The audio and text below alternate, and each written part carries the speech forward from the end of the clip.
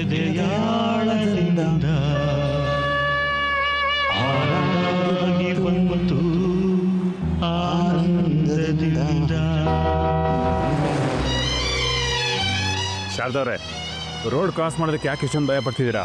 ನಾನಿದ್ದೀನಲ್ವಾ, ನಾನು ನಿಮ್ಮ ಕೈ ಹಿಡ್ಕೊಂಡು ಹುಷಾರಾಗಿ ದಾಟಿಸ್ತೀನಿ, ಬನ್ನಿ. ಓ ಸಾರಿ, ನಿಮ್ಮ ಕೈ ಹಿಡ್ಕೊಂಡ್ರೆ ನಿಮ್ಗೆ ಕೋಪ ಬರುತ್ತಲ್ವಾ? ನಾನು ನಿಮ್ಮನ್ನು ಮುಟ್ಟೋದೇ ಇಲ್ಲ, ನಿಮ್ಮ ಪಕ್ಕದಲ್ಲಿ ಬರ್ತಾ ಇರ್ತೀನಿ, ನೀವು ಜೊತೆಗೆ ಬನ್ನಿ ಅಷ್ಟೇ ಸಾಕು. ಧೈರ್ಯವಾಗಿ ಬನ್ನಿ, ಏನಾಗಲ್ಲ.